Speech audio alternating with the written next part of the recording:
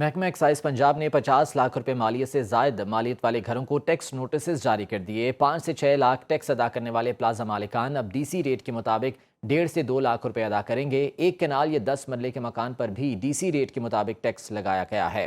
محکمہ ایکسائز پنجاب کی جانب سے 50 لاکھ روپے مالیت سے زائد کے گھروں کو ٹیکس نوٹسز جاری کر دیے گئے ہیں۔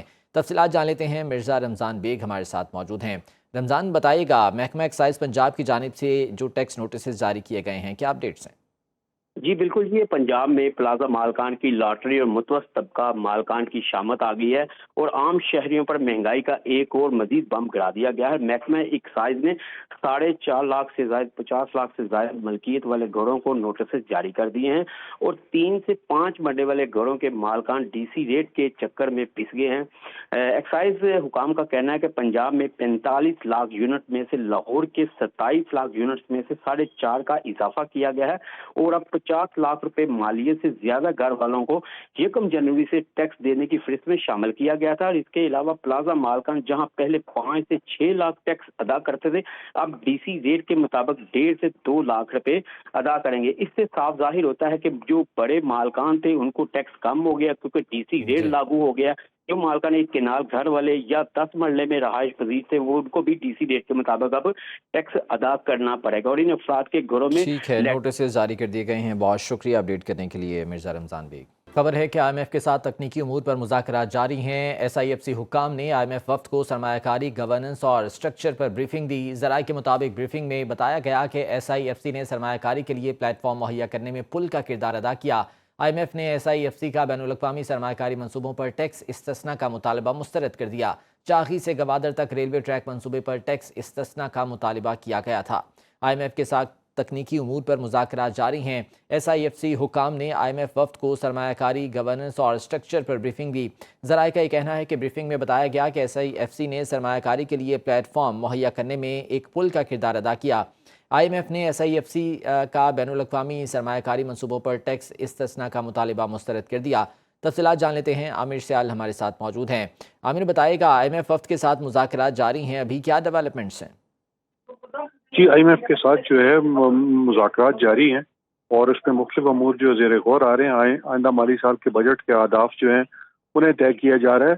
تو جو ایک اہم معاملہ تھا کہ آج جو ہے ایس آئی ایف سی پہ انہیں پریزنٹیشن دی گئی ہے اور پورا بتایا گیا کہ یہ فنڈ جو ہے کس طریقے سے کام کرتا ہے اور یہ سرمایہ کاری بڑھانے کے لیے کیا اقدامات کر رہا ہے۔ اور آئی ایم ایف کو یہ بھی بتایا گیا کہ جو حکومت جو گردشی قرض کم کرنے کے لیے جو ہے چیزوں کو بہتر کر رہی ہے اور اس کے لیے جو ہے پاور ڈویژن اور پیٹرولیم ڈویژن کے نئے اہداف جو ہیں وہ مقرر کیے جا رہے ہیں۔ جی بہت شکریہ عامر سیال اپڈیٹ کرنے کے لیے۔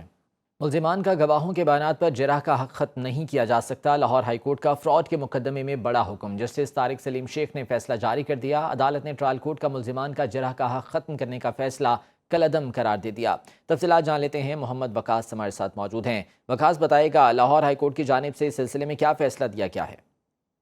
جی دیکھیے، لاہور ہائی کورٹ کے جسٹس طارق سلیم شیخ نے 11 صفحات پر مشتمل یہ تحریری فیصلہ جاری کیا ہے، جس میں عدالت نے یہ قرار دیا ہے کہ ملزمان کے جو گواہ ہیں ان کے بیانات پر جرح کا حق ختم نہیں ہو سکتا۔ عدالت نے یہ کہا ہے کہ انٹرنیشنل عدالتیں اور پاکستان کی عدالتوں میں بھی یہ تصور ہے کہ ملزم کو فیئر ٹرائل کا حق دیا جاتا ہے۔ اگر ملزمان گواہوں کے بیانات پر جرح کرنے میں تاخیر کرے تو اس پر عدالت اس کا حق دفاع ختم کر کے ڈیفینس کونسل مقرر کر سکتے ہیں، لیکن اس کا دفاع کا حق جو ہے ختم نہیں کیا جا سکتا۔ عدالت نے 11 صفحات پر مشتمل فیصلے میں مختلف عدالتی فیصلوں کا حوالہ بھی دیا ہے، جبکہ عدالت نے یہ قرار دیا ہے کہ ٹرائل کورٹ کو یہ اختیار نہیں ہے کہ وہ ملزم کا حق دفاع ختم کرے، اور فیئر ٹرائل کا تقاضا بھی یہی ہے کہ ملزم کو جو ہے وہ اپنی بے گناہی ثابت کرنے کے مناسب موقع ملنے چاہیے۔ عدالت نے ٹرائل کورٹ کی جانب سے ملزمان کا حق بہت شکریہ وقاص، اس بارے میں تفصیلات سے آگاہ کر رہے تھے۔ لاہور کی 100 سے زائد یونین کونسلز میں door to door waste collection کا سلسلہ جاری ہے۔ عوامی حلقوں کی جانب سے door to door waste collection service کی بھرپور پذیرائی کی گئی۔ C E O L W M C کا کہنا ہے کہ 1000 سے زائد رکشے گھر گھر جا کر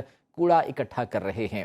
لاہور کی 100 سے زائد یونین کونسلز ہیں جہاں پر ڈور ٹو ڈور ویسٹ کلیکشن کا سلسلہ جاری ہے اور اس سروس کی بھرپور پذیرائی بھی کی جا رہی ہے۔ 1000 سے زائد رکشے گھر گھر جا کر ویسٹ کلیکٹ کر رہے ہیں۔ تفصیلات جان لیتے ہیں، نمائندہ خصوصی علی شراز ہمارے ساتھ موجود ہیں۔ علی، بتائے گا اس سلسلے میں مزید کیا اقدامات اٹھائے جا رہے ہیں؟